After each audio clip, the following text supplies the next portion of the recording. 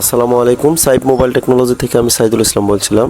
তো আজকে আমার হাতে একটি ফোন দেখতে পাচ্ছেন। ফোনটির মডেল হচ্ছে স্যামসাং A24। এই ফোনটি আমাদের একজন রেগুলার কাস্টমার আমাদের কাছে নিয়ে আসে। ওনার কথা অনুযায়ী আমরা যেটা বুঝতে পারলাম, ফোনটি রানিং অবস্থায় হঠাৎ অফ হয়ে যায়। ফোনটি আমাদের কাছে নিয়ে আসার পরে আমরা ডেড ফোনের ক্ষেত্রে যে সেটিংগুলো থাকে ওগুলো আমরা স্টেপ বাই স্টেপ চেক করে রেখেছি। কাজের মাঝখানে মূলত ভিডিওটি করা। চেকিং এর সম্পূর্ণ প্রসেসটি যদি আমরা দেখাতে যাই তাহলে ভিডিওটি অনেক লং হয়ে যাবে। এই জন্য আমরা সম্পূর্ণ প্রসেসটি আমরা আজকে দেখাচ্ছি না।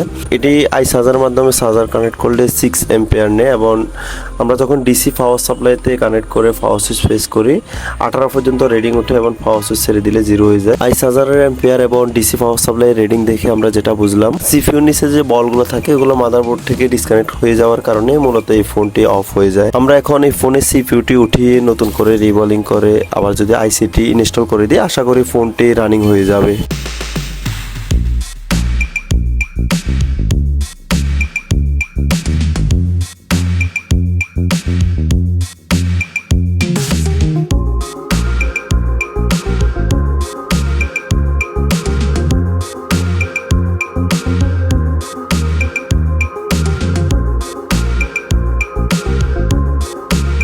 ডেড ফোন রিপেয়ারের ক্ষেত্রে অনেকগুলো চেকিং এর বিষয় থাকে, প্রায় 14 থেকে 15টির মতন।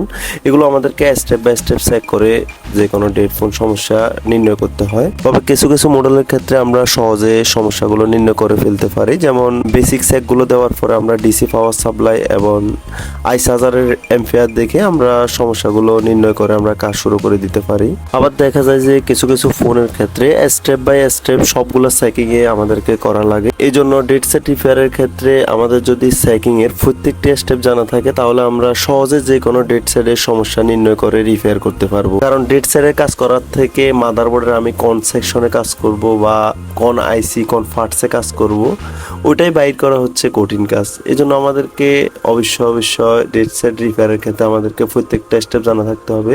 প্রত্যেকটা স্টেপ যদি আমরা জানি তাহলে আমরা স্টেপ বাই স্টেপ চেকিং এর মাধ্যমে খুব সহজে আমরা সমস্যাগুলো নির্ণয় করতে পারবো। আমরা যদি একটি ডেড সেটের সমস্যা নির্ণয় করে ফেলতে পারি তাহলে আমরা খুবই শর্টকাট আমরা সমস্যাগুলো সমাধান করে ফেলতে পারবো। ইনশাআল্লাহ আমরা পরবর্তী ভিডিওতে ডেড সেটের যে চেকিংগুলো থাকে এগুলো আমরা স্টেপ বাই স্টেপ ভিডিওতে আপনাদেরকে দেখানোর চেষ্টা করবো। পাচ্ছেন আমরা কথা বলতে বলতে এই ফোনের সিপিইউটি উঠানোর পরে আমরা মাদারবোর্ডটি পুরোপুরি ক্লিন করে নিয়েছি। এখন আমরা আইসিটি ক্লিন করতেছি। তো এই ধরনের আইসিগুলো সাধারণত হোয়াইট পেস্টিং এবং ব্ল্যাক পেস্টিং হয়ে থাকে। আইসি থেকে এই ধরনের গ্লুগুলো ক্লিন করার সহজ কিছু প্রসেস বা সিস্টেম আছে। ইনশাল্লাহ আমরা পরবর্তী ভিডিওগুলোতে স্টেপ বাই স্টেপ আপনাদেরকে সবগুলো বিষয় দেখানোর চেষ্টা করব। কারণ এই ভিডিওটির কোয়ালিটি বেশি ভালো হয় নাই। আমরা যদি আপনাদেরকে মুখে বলিও আপনারা ভিডিওতে ক্লিয়ারভাবে দেখতে পাবেন না। এই জন্য আমরা এই ভিডিওতে ফুল প্রসেসটি আমরা বলবো না। ইনশাল্লাহ পরবর্তী ভিডিওগুলোতে আমরা স্টেপ বাই স্টেপ সবগুলো বিষয় নিয়ে আমরা আলোচনা করব।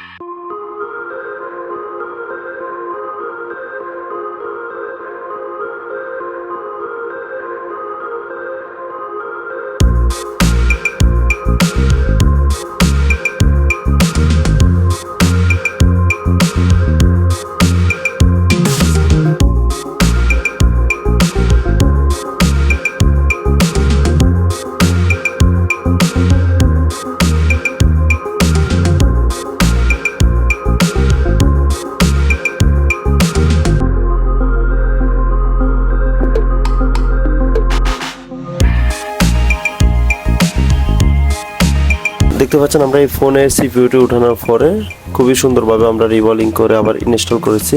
এখন আমরা ফোনটি ওপেন হয় কিনা দেখব। আমরা পাওয়ার সুইচ ফেস করে ওপেন করার ট্রাই করতেছি। দেখতে পাচ্ছেন ফোনটি ওপেন হওয়ার জন্য প্রসেস করতেছে, ফোনটিতে লোগো শো করতেছে। আমরা একটু অপেক্ষা করে দেখব ফোনটি পুরোপুরি রান হয় কিনা।